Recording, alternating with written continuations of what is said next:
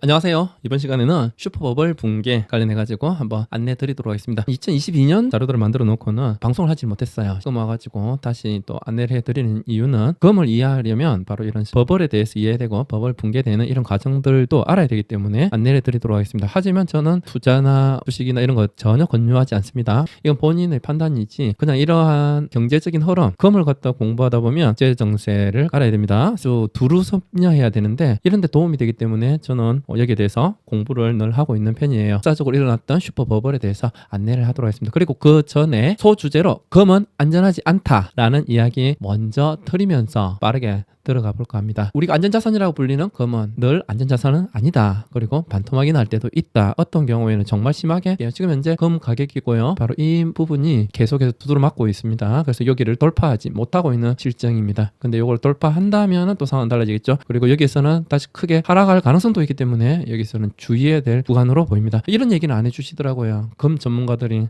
그래서 제가 일부러 방송을 하고 있는지도 모르겠어요. 금은 양날의 칼날이거든요. 정말 오를 수 있는 것처럼 보이지만 또 내릴 수도 있거든요. 이런 시점 물론 주식 다 비슷하겠지만 그래서 이런 가능성도 있다는 점, 물론 뭐 장기간을 보신다면 우상향하는 그러한 성향을 보이긴 하나 위험성은 알고 그 전에 국제정세 상황에 대해서 한번 분석을 해보도록 하겠습니다. 미국 중심으로 볼게요. 세계 경제가 아마 미국 중심으로 움직이고 있기 때문에 지금 현재 미국에서 이야기들 한번 같이 보도록 하겠습니다. 관세, 먼저 관세인데요. 관세는 지금 현재 자동차, 반도체, 의약품, 목재, 광철인데 자 이거 자세히 보시면은 생필품과도 상당히 관련 있는 제품들입니다. 반도체 같은 경우는 자동차에도 들어갈 수 있고 뭐 일반 전자제품에도 들어갈 수 있는 거기 때문에 AI 반도체 뭐 이런 대단한 반도체 말고도 많은 것들이 있죠. 중국에서 많이 만들고 있는데 뭐 어쨌든 간에 이런 것들에 관세를 매긴다. 의약품, 목재, 강철, 자동차 모든 것들이 다 생필품과 관련되죠. 자동차 안 타는 사람이 없잖아요, 거의. 그래서 이런 것들을 보면 관세, 세금을 하락시킬 수 있는 좋은 방법이죠. 미국인들은 상당히 뭐 좋아하고 환호할 수 있어요.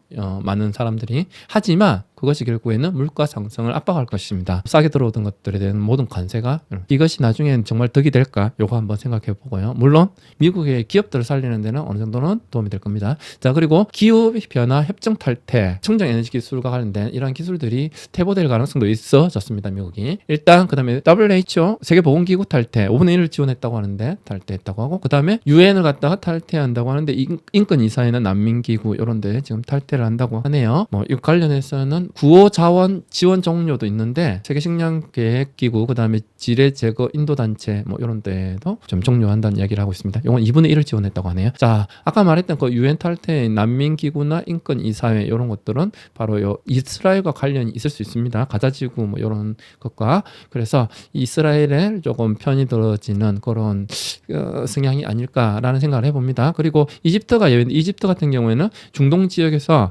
유일하게 미국과 원조를 하면서 사우디아라비아도 있었지만 사우디아라비아는 지금 현재 사이가 좀 안 좋은 상황이고요. 이집트 같은 경우에는 아직도 상황이 상당히 좋죠. 그런 관계가 있죠. 그리고 지금 이스라엘을 중동 지역에서 막아줄 수 있는 방패막을 할 수 있는 나라가 또 이집트가 될 수도 있고요. 어쨌든 이 나라들은 예외로 했습니다. 이러한 관세 그리고 탈퇴 뭐 이런 것들이 이어지고 있는데 이런 것들은 미국이 다른 나라와 지금 이제는 상호 협력 관계가 아닌 자국 이익주의로 가고 있는 상황이기 때문에 지금 다른 나라들이 미국을 달러를 모든 나라들이 지금 인정해주던 추세에서 기준 통화화폐가 되었지만 이제는 국제적인 기준 통화화폐가 되지 않을 수도 로마가 있죠. 로마 같은 경우에도 그랬고요. 영국, 독일도 포함할 수 있겠죠. 그러한 뭐 여러 가지 역사들이 있는데 최고 강대국들이 다른 나라에 대해서 자기 이익만 추구하려고 했을 때는 다른 나라들이 서로 협력해가지고 이것을 깨트리는 그러한 모습들을 많이 보였거든요. 그래서 이러한 미국의 모습을 본다면 과연 어떻게 될까? 그래서 미국의 그것 때문에 부메랑으로 돌아올 수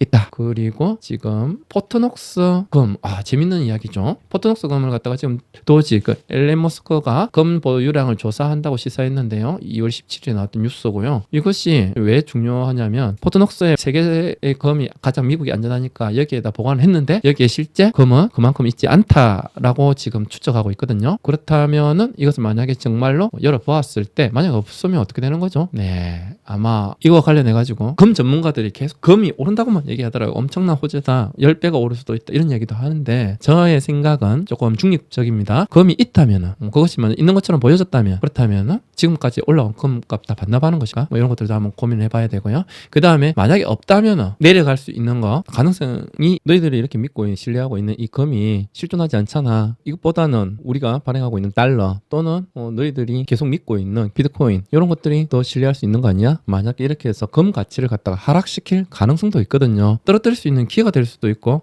아니면 이것이 올라갈 수 있는 기회가 될 수도 있거든요. 양면에 다 봐야 되기 때문에 이것을 갖다가 무조건 좋다 이렇게 말하기는 어려울 것 같아요. 물론 금이 양이 지금 적어졌다고 봐야 되나요? 원래는 뭐 적어졌다고 하면 빌려줬거나 뭐 아니면 장부상 처리돼 있거나 아니면 이게 다시 또 돌고 돌거나 뭐 이러한 복잡한 관계가 되어 있을 것 같은데 일단 금의 양은 변동이 없거든요. 근데 이 금이 어쨌든 간에 미국에 별로 없다. 그래서 금이 희소해진다. 그래서 오른다. 그냥 단순하게 생각하는 것은 조금 아닐 수도 있다. 저의 의견은 그렇게 한번 정리를 해보겠습니다. 그래서 어떻게 될지는 정말 그날 가봐야 된다. 발표하는 날. 그리고 7번 금융지표에 대해서 한번 빠르게 한번 알아보도록 하겠습니다. 금융지표는 우리가 쉽게 알 수 있는 방법은 국제금융센터를 갖다가 검색하시면은 국제금융센터에 들어오시면은 이렇게 지표가 있고요. 이 지표에서 바로 금융지표가 경제지표가 있는데 경제지표 미국의 서비스지수는 지금 현재 올라가고 있네요. 유타는 올라가고 있다. 근데 오히려 제조지수는 물건을 만들거나 판매하거나 제조지수는 내려가고 있다는 모습, 서로 상반된 모습 보이죠. 그러면 정말로 서비스업 같으면 금융과 관련될 건데 이 금융과 관련된 것은 정말 오르는지 내리는지는 좀 이따 분석해 보도록 하겠습니다. 그리고 여기에 우리가 중요하게 좀 볼 수 있는 건 실업률이죠. 실업률. 그대로 이 모습 보여지고 있습니다. 별 변화가 없죠. 그렇다면은 자, 이 지수 믿을 수 있을까요? 표는 선행지표가 아니라고 저는 봅니다. 어떤 회사가 만약에 갑자기 망했을 때 또는 금융회사가 금융은행 이런 것들이 망했을 때 어떤 실업자가 발생하거나 아니면 뱅크런이 난다든지 이러고 난 뒤에 어떤 이러한 지수들이 아주 빠르게 튀겠죠. 그렇기 때문에 이건 후행 지수가 될 수도 있습니다. 물론 앞에서 알려줄 수도 있지만 그래서 이것만 우리가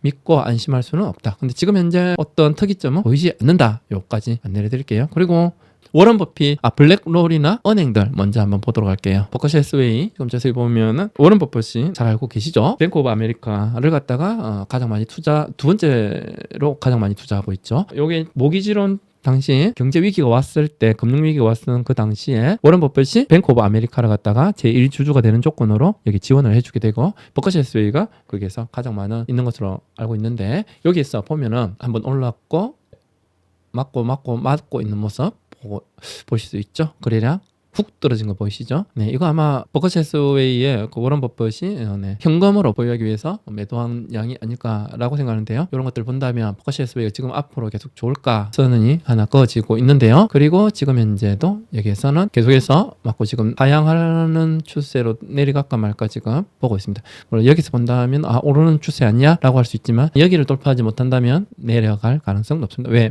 여기 거래량이 전혀 동반되지 않고 있습니다. 요거 올린 것만 해도 정말 신기한 것 같습니다. 무슨 거래량이 없는데 어떻게 여기까지 올렸는지가 궁금하네요. 일단은 그렇습니다. 블랙롤은 금융은행에 많이 투자를 하고 있는 투자기업인데요. 여기에서 보시면은 좀 비슷하죠. 땅땅땅 맞고 그 다음에 내려오고 그 다음에 올랐는데 여기서 못 오르고 마지막에 내린 모습 보이죠. 거래량 이렇게 붙었는데 불구하고 여기서 요만큼 올리고는 다시 다 반납하고는 더 내려왔죠. 이런 모습 보면은 정말 이것이 신뢰가 조금 이제는 잃어가는 것이 아닌가. 금융업들이 신뢰가 잃어가는 어떤 무슨 문제가 있을 수도 있겠죠. 그 다음에 워런 버핏도 뭐 우리가 금융 지표로 삼을 수 있는데요. 워런 버핏은 지금 도미노, 시리우스, XM 홀딩스 요거는 뭐 라디오라든지 음성과 관련된 콘텐츠를 만드는 그 다음에 컨텔레이션 브랜드 요거는 최근에 발표했더라고요. 그래서 이런 것들은 투자를 하고 나머지는 줄이는 모습들을 여러분들이 볼 수 있었을 겁니다. 그래서 애플을 줄였다든지 그 다음에 버커셔 해스웨이의 현금 보유액을 늘렸다든지 엄청나죠. 그 다음에 버커셔 상장 주식 지분을 갖다가 매도를 해서 이렇게 줄어들었다고 하는데 그 다음에 재미난 것이 시티그룹 은행이죠. 74% 가면서 뱅크 오브 아메리카 15% 이렇게 많이 축소를 시키고 있습니다. 금융이 하락을 예상한다는 얘기는 이거는 미국 경기가 하락을 예상한다고 볼 수 있거든요. 금융이 가장 민감하게 반응을 하는데 마지막으로 엔비디아 실적 발표입니다. 엔비디아 한번 같이 보도록 할게요. 제가 한번 좀 조심스러운 부분이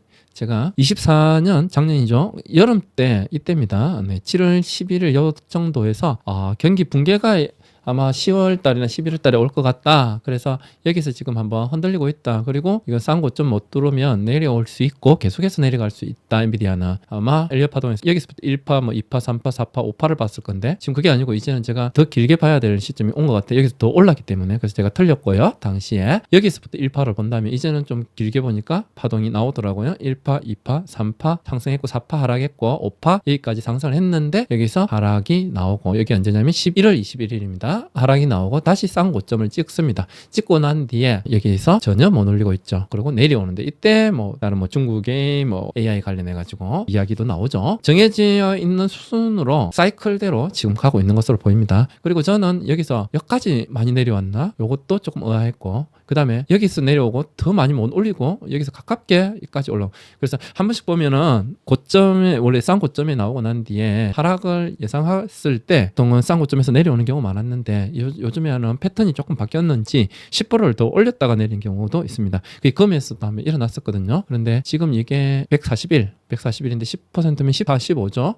140일에서 14 더하면 155 정도 되죠. 그런데 딱 그 정도까지 올리고는 싼 고점 만들고는 내려오고 있는 모습 보이고 있습니다. 그래서 이것이 정말로 여기가 최고점이었나? 라고 지금 생각을 해봅니다. 그리고 난 뒤에 파동이 여기에서 왔다 갔다 할 가능성이 높아진다. 그리고 에너지가 좀 커지고 있다. 근데 그게 하필 하향으로 가는 방향으로 한 것이 아닌가 생각을 해보고 있습니다. 여기서도 전혀 거래량이 나오지 않고 있죠. 나오지 않는데도 불구하고 올리고 있는 모습 보이고 있습니다. 그래서 더 이상 올리지 못할 것이다. 왜? 큰 거래량 나오지 않았다. 그래서 내려올 가능성이 높다. 그럼 엔비디아 실적 발표가 있었는데 그 실적 발표가 5월 22일 여기가 좋죠. 쫙 오르죠. 네. 작년 1분기 실적 발표였습니다. 그리고 2분기 실적 발표가 8월 28일에 있었거든요. 바로 여기 고점이죠. 여기에서 발표했었고 쭉 떨어집니다. 떨어지고 다시 올리긴 했지만 그리고 난 뒤에 3분기 실적 발표가 있었습니다. 11월 20일이거든요. 와 완전 최고점이었어. 이걸로 많이 올렸겠죠. 그리고 난 뒤에 쭉 내려오는 모습. 당시에는 여기에서 열이 내려왔네요. 내려오고 올리고 다시 내려왔네요. 지금 현재는 내려오고. 자 그렇다면은 1분기하고 지금 분위기가 많이 다르죠. 2분기, 3분기가 지금 3분기, 4분기 지금 내려오는 모습 보이는데 여기까지 내려왔다고 봐야 되겠죠. 이건 4분기 지금 발표가 내일 모레 있죠. 4분기 발표가 어디 근처에서 할 건데 여기에서 하고 난 뒤에 이거 잘못하다가는 엄청 내려올 가능성도 물론 뭐 여기를 뚫고 올라간다면 이 점과 이 점을 돌파해 줘야지 그래프가 완전히 바뀔 수 있습니다. 그런데 그럴 가능성은 낮지 않을까라고 생각해 봅니다. 엔비디아를 제가 말할 때는 조금 조심스러워요. 들고 계신 분들도 많고 그래서 여기까지 오늘 분석해드리고 2부로는 세계 경제, 글로벌 경제 붕괴에 대해서 이어져서 한번 올리도록 하겠습니다.